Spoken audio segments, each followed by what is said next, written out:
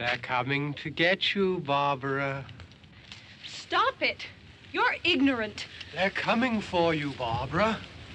Stop it. You're acting like a child. They're coming for you. Look, there comes one of them now.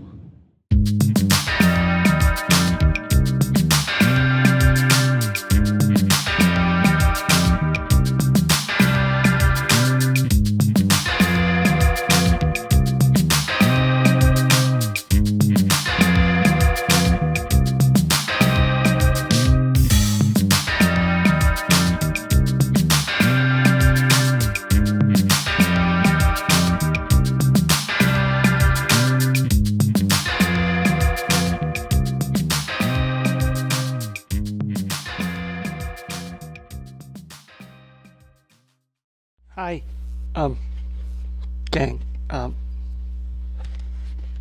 be impatient. This is like her favorite movie. Yes, we are doing the big one to end this month with Night of the Living Dead. The debut feature film of George Romero, who up to this point had been doing industrial films for companies and commercials and things. And I think just about everybody knows this film. Background on it, how everybody in the film also pulled second duty behind the scenes as extra zombies or still photographer, camera operator, moving like, all that kind of stuff. And this, of course, is a groundbreaking film for two reasons. One, it completely reinvented the zombie genre. Now, in the film, no one is called a zombie. They're called ghouls. And the original title was Night of the Flesh Eaters, which it was originally going to be Night of the Ghouls, but there was that Ed Wood film that had that title. Anyways, and the releasing company decided that wasn't a good enough title and made it Night of the Living Dead, and inadvertently erased the copyright watermark on it so that it became public domain. And Romero has lost I don't know how many millions from that. Not that he complained much about it, but I mean, it did start his career.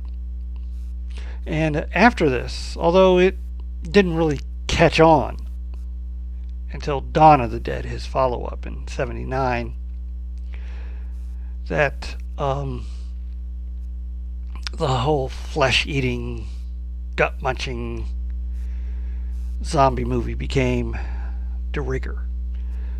In the '70s, with few exceptions, if you had a zombie movie, it would be the old-style voodoo-created slave zombie. Like the last three films, or I should say last week's film, Sugar Hill, that highlighted that kind.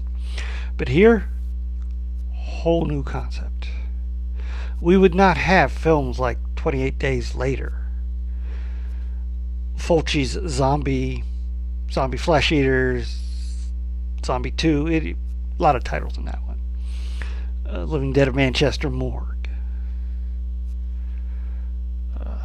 Basically, the entire Italian zombie genre would not exist without this film. The second most important groundbreaking thing this film did, the lead character was an African American actor, Dwayne Jones.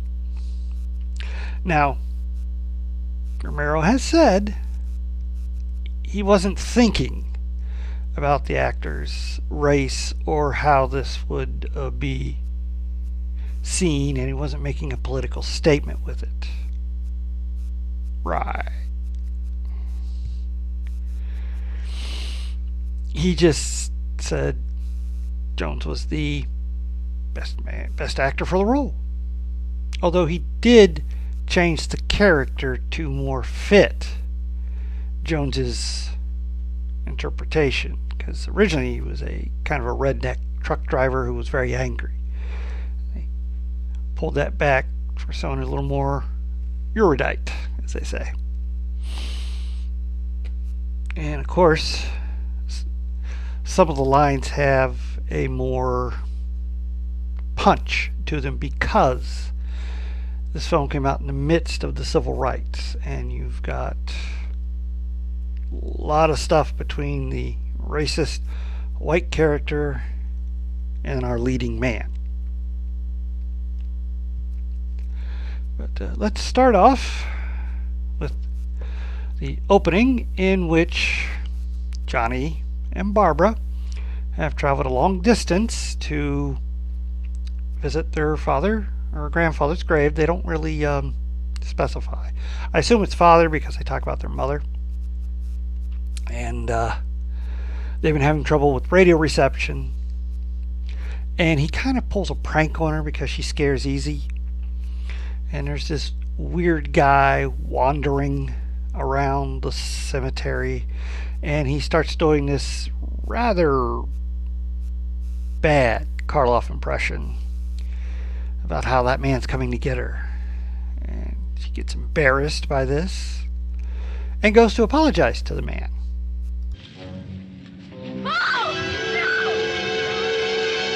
Well, Johnny rushes to the rescue, but doesn't go well for him.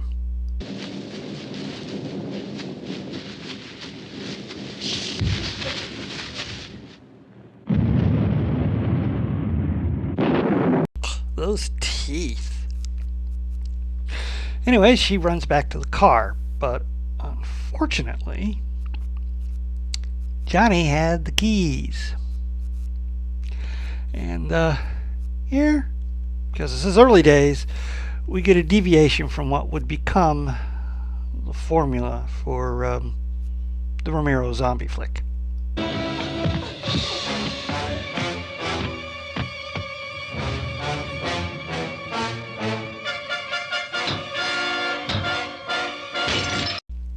Tool use. Later films, zombies weren't known for their cognitive abilities like that. Anyway, she puts the car in neutral, parked on a bit of an incline, goes down, and they filmed an extra scene because of an accident that happened while they were using a borrowed car. Yeah, another car hit it while it was parked, so Romero, being a low-budget filmmaker who knew how to take advantage of unforeseen circumstances, put it in the movie. She then gets out of the car and runs down the road until she comes to a old farmhouse with a gas pump. She runs inside, locks the door, and looking around, gets our big first jump scare.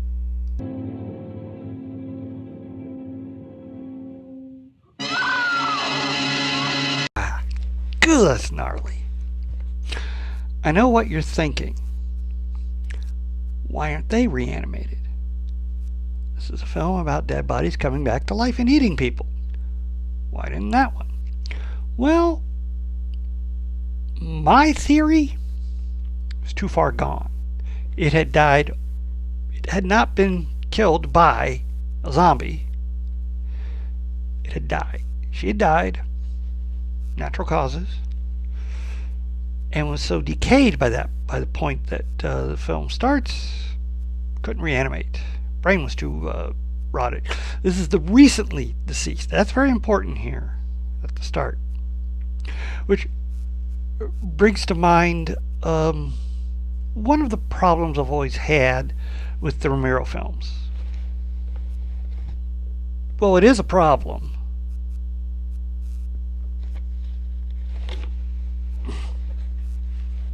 Don't get cheeky. The zombie outlast should have only lasted several months. By that point, any zombies they didn't get killed, they would have decayed to the point where the brain didn't work anymore, or the bodies would have fallen apart. Yes, well, you are an exception, I admit. But they could have had an explanation for it that they didn't use. So sensitive. Anyways, so scared she rushes outside where we meet our hero.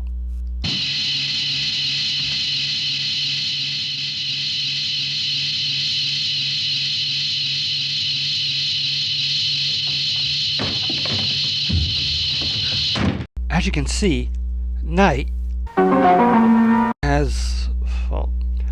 You can do that every time I say the word night. I need to pull it together here. That is Ben. He is driving an abandoned truck, or a truck whose occupant was taken out by the zombies. Don't know. And he's been trying to avoid these ghouls. And he's almost out of gas. There's a gas pump there. Does she know where the keys are? She's on the verge of catatonic from all the shocks that she's gone through. He's trying to get food together so they can get somewhere safe. And we get a bit of a redundant section of zombies getting killed.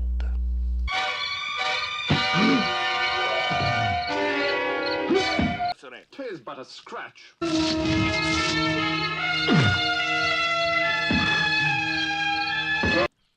I've had worse.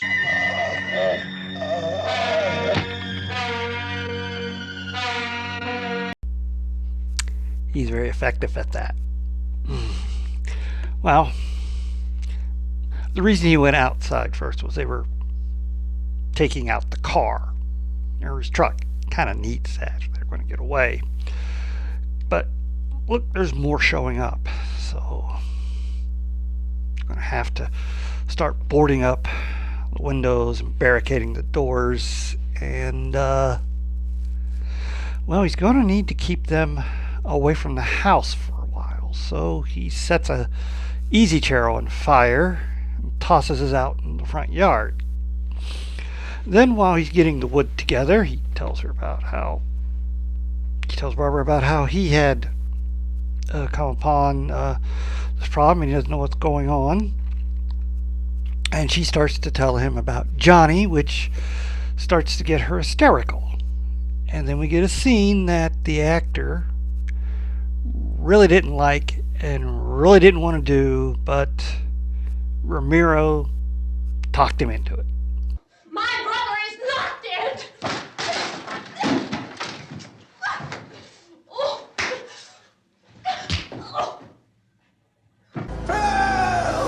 Yeah. Jones really didn't want to do that. And years later, Romero has said that he thinks Jones was right. Anyways, another groundbreaking moment here. Anyways, she passes out. And while she's out, he boards up the windows, barricades the doors. He goes searching through the house, finds a gun and some bullets. They're good there. Goes to take care of the corpse upstairs. And it is here we learned they are not alone. Reports which have been verified as completely as is possible in this confused situation. It is happening, and it would appear that no one is safe from this wave of mass murder. Who are they? More importantly, did Ben hear her scream?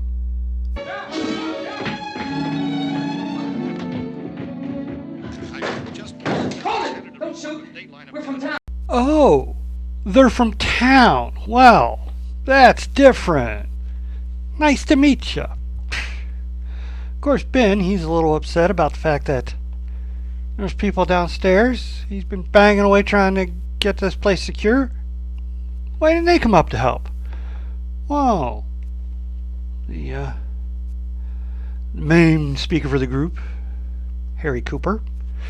Downstairs is his wife Helen and their daughter, who was bitten by one of them there ghouls, along with let's see, who are they? Tom and Judy, a young couple in love. And they barricaded themselves downstairs, and Cooper didn't want anyone coming up because he didn't know if that wasn't them things in there, even though they don't talk and he obviously heard voices. It wasn't, Anyways, we get into a big argument. Now, Cooper thinks it would be best if everybody went downstairs and they took everything with them. One entrance, easily guarded. Ben disagrees. There's no way out of there. They have no escape route. It's better if they just secured the upstairs. And so they go back and forth, back and forth. Tom tries to placate both. He's a people pleaser. Of course, the one argument they don't use that I think might have been a little more effective was to explain about how that one door is a bottleneck. Only a few can even get through it. Easy to fend them off, I would say. Regardless. We then get the line that I believe reverberated around the world. You heard of the slap heard around the world in which Sidney Poitier slapped an old white racist who slapped him 2 years earlier, or 1 year earlier from this film, and In the Heat of the Night. Movie won an Oscar. Actually won several. Most notably Best Picture and Best Actor for Rod Steiger. Not Sidney Poitier. Interesting. Anyway, we get a line that, because of who's saying it, was shocking. You can be the boss down there. I'm boss up here. Can you imagine the impact in 1968 of hearing an African American say that to a white guy? Wow. Whether or not Romero intentionally was making a political statement with this film, he made one. Well, Harry goes downstairs and bolts the door. Well, he sends Judy up. And we get in a long argument with his wife over basically how he's upset that nobody wants him to be in charge. And he wants to be in charge. As long as he's right, everything's right in the world. One of those kind of people. And she just lays into him. She's had enough of his crap. Ironically, the two actor and actress that played the married couple were actually romantically involved and stayed romantically involved through the years. Anyway, then a TV is found. So Helen convinces him to go upstairs so they can see what the news is on the TV. And we get a possible theory on what's causing the dead to rise up and, as we learn, eat the living. That's the space vehicle which orbited Venus and then was purposely destroyed by NASA when scientists discovered it was carrying a mysterious high-level radiation with it. Venus radiation. Could be. Might not be. We don't know. It's never really fully explained. They never decide on that. Oh, you know how Hitchcock liked to do cameos in his films? A meeting regarding the explosion of the Venus probe, is that right? Yes, that was the subject of the meeting. You feel there? Yeah. Romero was one of the reporters. Moving on. Besides the Venus probe information, a list of rescue shelters are given. And one, Willoughby, is only about 13-14 miles away. They could get gas out of that pump. Tom just happens to find the keys marked gas pump. Okay, they formulate a plan. Molotov cocktails, torches. Cooper will be upstairs tossing Molotov cocktails out while they run to the truck, back it up to the pumps, fill it with gas, come back up to the house, everybody climb in, get to Willoughby. It's a plan. Now, originally, it was just going to be Tom and Ben. But Judy runs out, and before she can run back in, having second thoughts, Cooper locks the door. The jerk. And that's not everything that goes wrong with the plan. Watch the torch!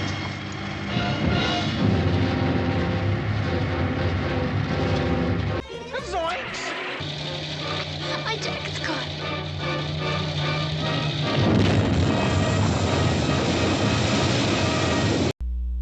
Oh, poor Tom and Judy. What's worse? A lot of times you go over to the truck and start chowing down on the remains.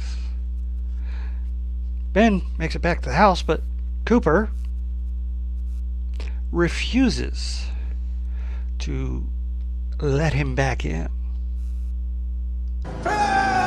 Bad for Cooper. Ben's a do-it-yourself kind of guy.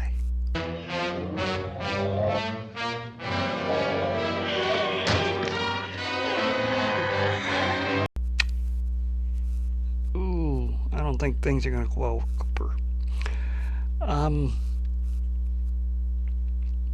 He does help Ben secure the door again. But once that's accomplished, remember what I said about In the Heat of the Night and the slap heard around the world? Hi, keeper. Jim Carter. Yep, the beatdown that was heard around the world. And he threatens to toss him outside and be devoured by the zombies. At which point we get a montage of the zombies consuming entrails, bugs, and whatever other meat they can find. Used actual animal organs from a butcher.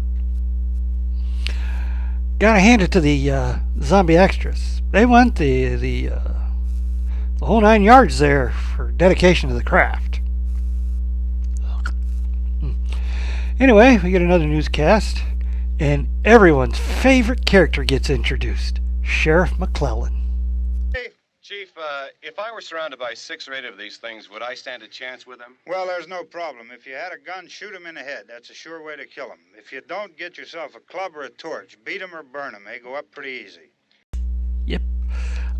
He's heading up a posse of hunters that are hunting and killing the zombies as they come to them. There are a lot of other groups like this, and they're just working their way through areas to get to Willoughby and meet up with the National Guard there. Oh, that interviewer? That is Bill Cardille, also known in the Pittsburgh area as Chili Billy Cardelli, the host of Creature Feature. Long-running host, ran for 20 years or so, I think. Oh, little side note, on the third of Romero's zombie series, Cardille's daughter was the lead in Day of the Dead. So, roots go back a long way. Pretty cool. Cardille did also do newscasting, but everybody knew him more as Chili Billy. Anyway, after that, the zombies finally figure out power lines and rip down the lines so that the power's out in the house. Now, then they start grabbing up whatever they can to start pounding their way through the barricade, keeping them from their snack. And at this point, well, everybody else is ferociously trying to keep them out, including Barbara, who's kind of snapped out of it due to the stress of the situation and is helping them try to barricade the doors. Cooper takes this time to assert his dominance and grab the gun.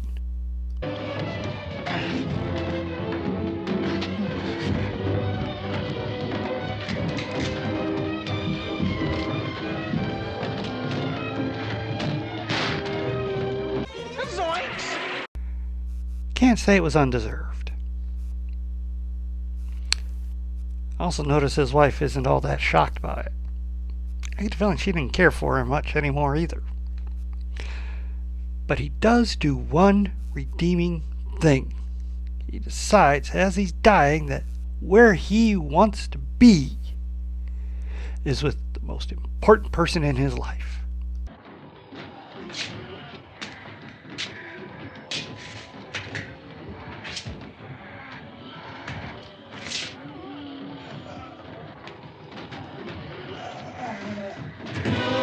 I guess he wasn't that bad. Yes, he was. Anyways, his wife Helen runs down to check on their daughter. And we get another shock moment. Ew, eating her own father. And, well, with her mother being in there, well, hey, fresh meat.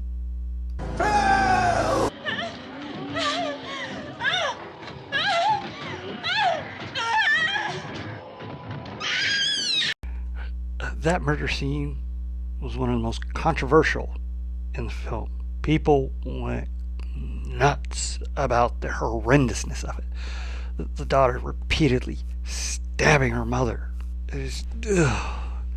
Man, this film really messed with people's minds back in '68. You didn't see that kind of stuff in a Hammer film. Things aren't much better upstairs, especially for Barbara.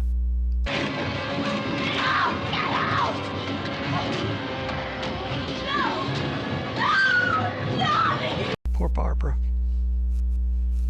Taken by her own brother.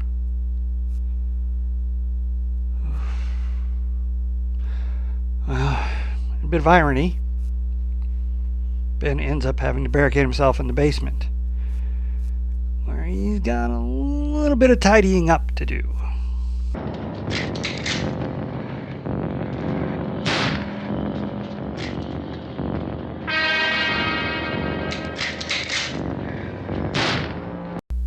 Yeah, I skipped the sequence where he kills the daughter too.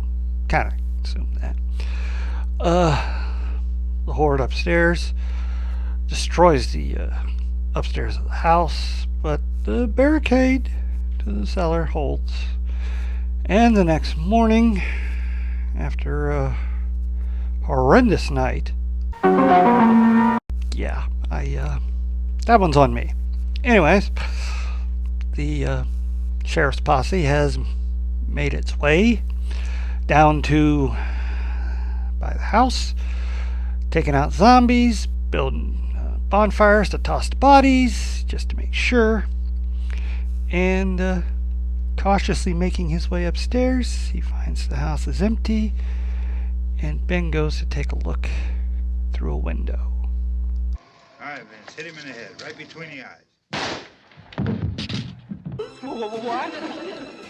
Another major moment in horror history. The hero usually survives. Only rarely do you have a downbeat ending like this, but this became de rigueur for zombie films in the future. Some may survive, but most usually don't, especially in the Italian gut munchers. And then, just to add insult to injury, we get this parting line.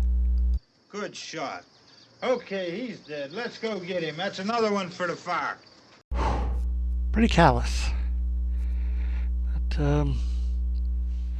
over the credits, we are shown a bunch of still photographs taken by the guy that played Cooper of just the kind of nonchalant, just doing a day's work of dumping bodies into fires. And prominently, of course, we have Ben.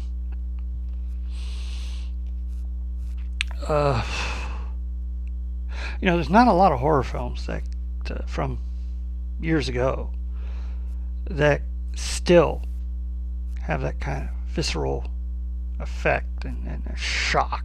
There's the original Texas Chainsaw Massacre, the original Halloween, the Universal Karloff Lugosi film, The Black Cat. Now, you might not think something from the 30s, but if you've ever seen that film, that is an intense film, especially towards the end. They don't show a lot, but just all the stuff going on. It's like, oh, I can only imagine the stress and the tension that original cinema goers went through with that. Anyway, this film, I don't think there's a lot to say about it that hasn't been said by other more qualified people. It is one of the most examined and talked about horror films ever. And it started Romero on his rocky road to filmmaking. He had some successes, some not. I mean, financially, he's always struggled. Through the rest of the 70s with Season of the Witch, It's Always Vanilla, which was a teen comedy, and Martin, his revisionist look at vampires, much the same way he did with zombies. He kind of tried to do the same with vampires, but it didn't quite work. Although it is now considered a cult classic. But then with Dawn of the Dead, that was a huge hit. He actually had to get financial help from Dario Argento, who helped finance the film in exchange for the foreign release rights, where he chopped it down to a more acceptable length for Italian cinema, and then took out the public domain library music that Romero had used, because he didn't make his movies were rather low budget, and replaced it with a Goblin soundtrack. Goblin. Anyways, then of course he did work with Stephen King, Night Riders, which was an odd film about a group of bikers that did Renaissance fairs where they did jousts on motorbikes. And of course his collaboration with Stephen King on Creepshow, another of his more successful films. Then came Day of the Dead, which considered by many to be one of the weaker entries, although it's gained popularity over the years. At the time, it was just so over the top, and everybody in it was so crazy. And then his off and on, he did an adaptation of The Dark Half, Stephen King's book, and an adaptation of the book of Monkey Shines. And I mean, I could just go on and list his films, but I'm not going to. One of the things that doesn't get talked a lot about in Night of the Living Dead is I'd mentioned the irony that Ben eventually ends up down in the basement. The thing is, all of Ben's ideas proved to be bad. The attempt to get to Willoughby caused the destruction of their only vehicle, which zombies were taken out anyways, and the death of two of the people helping him. And Cooper said the best place was the basement, and that turns out to be true. Although if they had all gone down there and then the daughter changed, I think they would have had trouble getting that resolved with all of them down there. But yeah, it's interesting. But we always side with Ben throughout it. He's the likable character. And I don't think Romero was making any commentary, because he didn't rewrite the script when he cast Johnson, except in Johnson's characterization. So the plot still remains the same. So even if he had cast his originally intended actor playing a white redneck truck driver, would have had the same result. All of his ideas would have been the wrong ones. It's just something that got pointed out once in one of the cult film books I was reading. I can't remember which one, and I thought that was interesting, and in the fact that a lot of people don't talk about it, but it doesn't change anything about the film. It's just an interesting side note to me. Of course, the acting's all great, and these aren't seasoned professionals, except for, I think, Jones, who was a theater trained actor at the time. But I mean, the guy playing Cooper, what a job he did. He really makes the character despicable. He also remained great friends with Jones throughout Jones's life, and was devastated when he passed away. Jones, of course, did not have a very big film career. His only other major film, I mean, he did appearances, but his only other major film was Ganja and Hess, a art house style horror film. And I think Jones even thought that was his best film. But if we ever get around to looking at that, we'll have to make a judgmental call on that. But I mean, this film, wow. Most of the other cast, but of course the actress who plays Barbara, she's not given a lot to do. She's mostly catatonic throughout a lot of the film, and dealing with all the stress and horror around her. And it's a good performance. And she goes through a lot of emotional back and forth until finally, right before she gets taken by the horde, she finally snaps out of it and starts pounding boards across things. And people who've seen his other films but not the original will be a little surprised that the zombies start using tools. During the big attack on the house at the end, they start grabbing up broken table legs that were torches, that had originally been torches before they were discarded, and start using those to pound through the boards and things. So that kind of concept didn't come back into play until I think Dan O'Bannon's Return of the Living Dead, where they talked and things. But the silent zombies using that kind of stuff and being more intelligent, I think that was Danny Boyle, or was it Zack Snyder who started introducing those things, reintroducing those things into the mix. But not really a fan of Zack Snyder. Anyway, there's not much else to really say about this that hasn't been said before. So all I can say is one of the greats. And please hit like, share, and subscribe. And after the credits is my favorite scene, which I think a lot of people's favorite scene, or at least one that's the most quoted.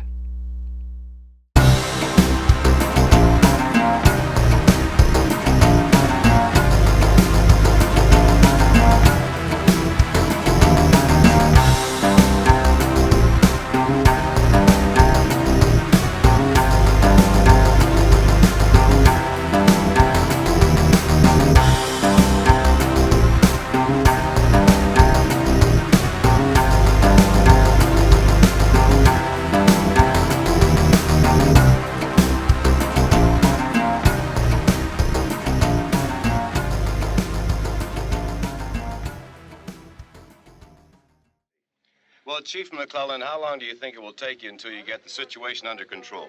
Well, that's pretty hard to say. We don't know how many of them there are. We know when we find them, we can kill them.